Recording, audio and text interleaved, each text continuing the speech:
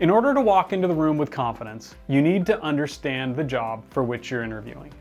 This starts with a thorough review of the job posting and the information that it contains.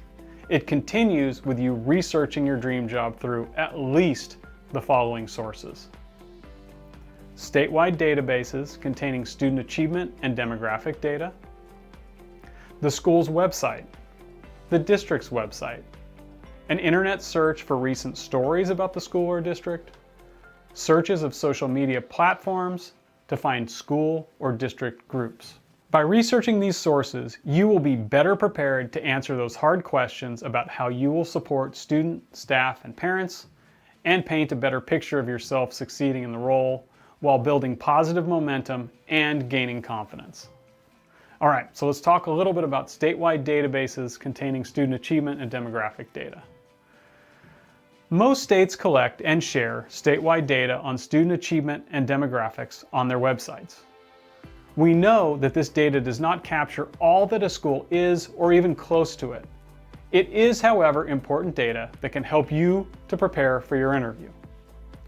Statewide student assessment data is often the only publicly available measure that can be used to chart the trajectory of student learning for a campus, and it matters. This data can show if student proficiency in areas tested is increasing, decreasing, or remaining flat at different grade levels or in different subjects. You can often see how students in different subgroups are performing relative to their peers in other subgroups in varying subjects. You can see trends of shifting demographics over time. Everything you learn from this data can be helpful in your interview preparation. In my interview preparation, I tend to look for large trends, like grade levels in subjects where student performance is improving or declining, subgroups of students that are outperforming other subgroups, or, more importantly, subgroups that are falling behind other subgroups. I also like to look at changes in student demographics over time. I do not try to memorize all of the data available. I know my brain and its limitations during the pressure-packed interview process. I also don't bring all of this data with me into the interview unless the job posting makes it clear that being able to use student achievement data to drive changes in instruction is a primary skill needed by the future principal. I find that the more information I have available to myself in the interview, the more I get distracted from my purpose of the interview, namely painting a picture of myself succeeding in the position. All right, let's talk a little bit about the school website. We all know that school websites vary dramatically. Some will be of more help than others, but all will show you something. You will, most likely, be able to learn what the previous principal valued from something like a principal letter and the type of content that they post on their page. You can also learn nuts and bolts about the school, including bell schedules, school year calendars, etc. You'll probably be able to determine how active the PTA, PTO, or parent club is or isn't. You might learn a lot more about what programs are important to the school. Some other things you might learn, and this is more common like at the high school level, is how student-centered the website is. Does it invite students in and give them meaningful ways to interact? Or is it more adult-centered for staff and parents? All right, let's talk a little bit about the district website. Of course, district websites also vary dramatically based upon the size of the district, but you should be able to glean much more important information from this website. By looking at the superintendent's page, you should be able to learn something about what they value and the initiatives that matter the most to them. The Education Services page, or Curriculum and Instruction, or Teaching and Learning, or whatever else they might call it, should help you to understand what programs the district supports and the resources available, like the size of the team to support with teaching and learning.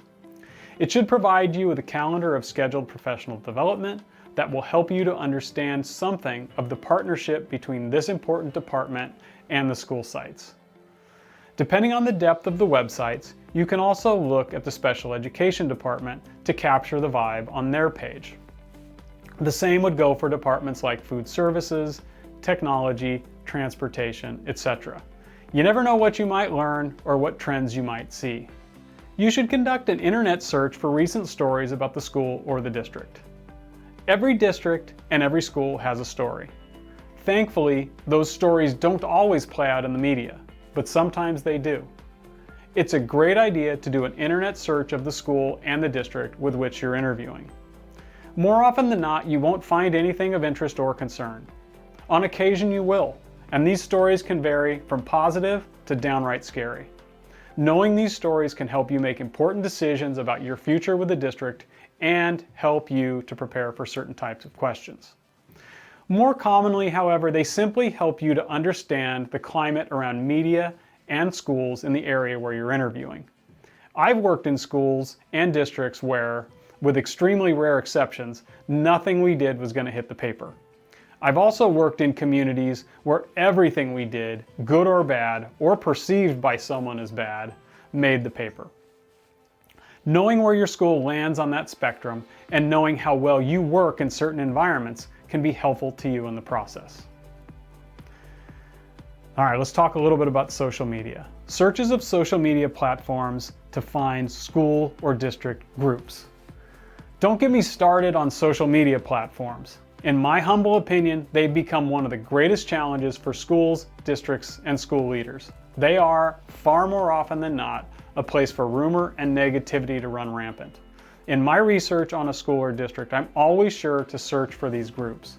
They are often private, and more often than not, you will not be able to see their content, but you can see the number of members and how active the groups are. You can join the groups or not join the groups, and I want to say that I suggest that you not join them. You can also reach out to anyone you know in the community to get their perspective on the role of social media as it pertains to the school and district. Researching the school and district early in the process will give you vital information that will help you in your interview preparation.